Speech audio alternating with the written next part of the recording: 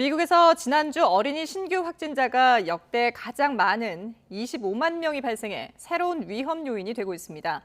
미국은 9월에 새학기가 시작되고 전원 등교하게 되는데 아직 어린이용 백신은 승인되지 않았습니다. 네, 일본은 수도권 등지에 선포된 긴급 사태가 대부분 지역에서 이달 말까지 연장될 것으로 보입니다. 국제부 한영규 기자와 함께 자세한 소식 살펴보도록 하겠습니다. 어서 오십시오. 안녕하세요. 자, 미국에서 최근에 어린이 환자가 급증하고 있다고요? 네, 미국 소아과학회와 어린이병원협회가 집계한 자료인데요. 최근 일주일 동안 코로나19 확진 판정을 받은 어린이는 25만 1천여 명이었습니다. 이는 역대 최대 규모이고 최근 저점이었던 6월 중순과 비교하면 무려 30배나 많은 규모입니다. 어린이를 비롯한 미성년자들의 입원 환자도 늘고 있습니다. 미국에서 17세 이하 신규 입원 환자는 인구 10만 명당 0.49명으로 지난 7월에 비해 7배 늘어났습니다. 특히 주지사가 교내 마스크 착용을 금지한 텍사스주에서 입원하는 미성년 감염자 수가 미국 내에서 최대로 알려지고 있습니다. 원인은 여러 가지로 볼 수 있는데요. 미국에서 봉쇄 조치가 완화되어 있는 상태인데다가 델타 변이 확산으로 현재 4차 유행이 재확산하는 상황이 가장 큰 원인이 되고 있습니다. 더구나 마스크를 착용하지 않는 사람이 많고 어린이용 백신이 아직 승인되지 않은 것도 어린이 확진자 급증의 원인이라고 볼 수 있습니다. 네, 어린이 환자는 급증하고 있는데 아직 어린이용 백신이 승인되지 않은 상황인데요. 12세 미만 어린이들은 언제쯤 맞을 수 있을까요? 지금 미국에서는 현재 화이자와 모더나, 얀센 백신이 접종되고 있는데요. 이 가운데 화이자 백신이 만 12세 이상의 접종이 가능하고 모더나나 얀센 백신은 만 18세 이상 성인에게 긴급 사용 승인되어 있습니다. 그러니까 0세에서 12세 미만까지는 긴급 사용 승인된 백신이 아직 없는 상태입니다. 예. 지금 현재 화이자와 모더나에서 임상시험을 진행 중입니다. 하지만 미 식품의약국 FDA가 어린이 임상시험 대상자를 확대하라고 요구하면서 임상 참여자 모집에 애를 먹고 있습니다. 어린이 상대로 임상시험을 하려면 부모의 동의가 있어야 하는 데다가 어린이들이 백신 맞는 것을 무서워해서 접종을 거부하는 사례도 있기 때문입니다.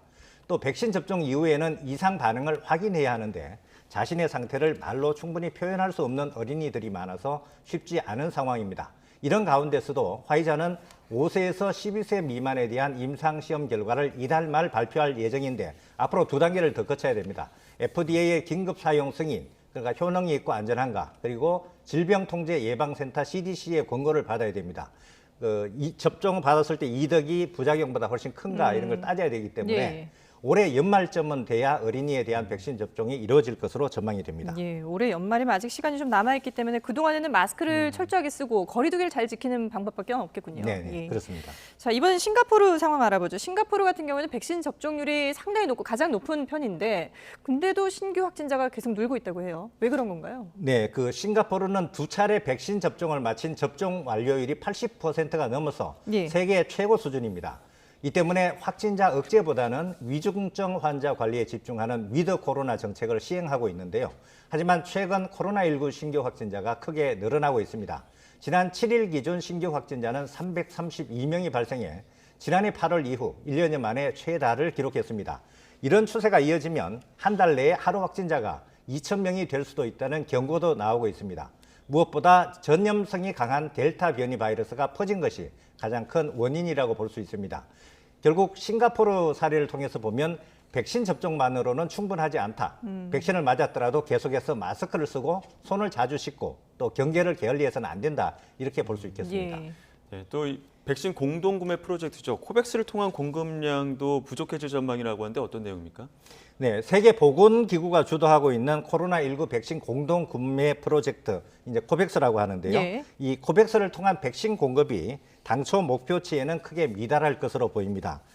올해 말까지 개발도상국에 백신 20억 회분을 공급한다는 계획이었는데 실제 공급할 물량은 14억 2천만 회분에 그칠 것으로 보입니다.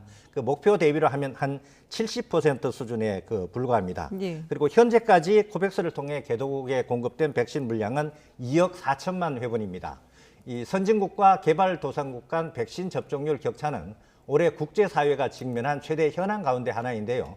공급 물량은 한정된 상황에서 미국과 유럽 등 선진국들이 백신 사재기에 집중하면서 개도국은 극심한 백신 부족을 겪고 있는 것입니다. 선진국의 백신 1차 접종률은 현재 80%에 달하고 있는데 비해서 중저소득 국가는 20% 압박에 그치고 있습니다. 특히 사하라 이남 아프리카는 인구의 3% 정도만이 백신을 접종한 상황입니다. 다행히 백신 생산 물량이 최근 좀 크게 늘어서 월 15억 회분으로 늘고 있기 때문에 예. 시간이 지나면서 이런 백신 접종 격차가 차츰 해소될 것으로 보입니다. 선진국은 80%, 중저소득 국가는 20% 차이가 상당히 나는데 이게 좀 빨리 격차가 해소돼야 되겠다는 생각이 드는군요. 자, 그런가 하면 일본은 최근에 저희가 이제 이 확진세가 조금 둔화되고 있다라고 보도를 해드렸는데 그런데도 불구하고 긴급 사태는 계속 유지하기로 결정했군요. 네, 오늘 오후에 결정합니다. 예. 일본은 현재 신규 확진자가 하루 12,000명대 발생하고 있습니다. 도쿄 올림픽이 끝나고 지난달 20일이 정점이었는데 예. 그때에 비하면 다소 둔화된 것이긴 하지만은 여전히 굉장히 높은 수준에서 확진자가 많이 발생하고 있습니다. 이 때문에 일본의 47개 광역자치단체 가운데 현재 21곳에 긴급사태가 발령 중인데 대부분 지역에서 이달 말까지 연장될 것으로 보입니다. 신규 확진자는 다소 감소하고 있긴 하지만 의료 체계가 감당하기에는 여전히 많은 수준이기 때문입니다. 예. 그래서 현재 긴급 사태가 발령된 21개 광역자치단체 가운데 미야기현과 오카야마현 등 두 곳은 긴급 사태 다음 단계가 중점 조치 적용 대상인데 그쪽으로 전환이 되고 나머지 19개 지역은 긴급 사태가 이달 말까지 연장될 것으로 보입니다. 현재 중점 조치가 시행되는 광역지자체는 12곳인데 이 가운데 6곳은 해제되고 나머지 지역의 중점 조치 기간도 이달 말까지 연장될 것으로 보입니다. 일본 정부는 오늘 오후 스가 요시히데 총리 주재로 대책본부 회의를 열어서 긴급 사태 연장을 공식 결정할 예정입니다. 예, 오늘 오후에 공식 발표되는군요. 네, 지금까지 국제부 한영규 기자와 함께했습니다. 잘 들었습니다.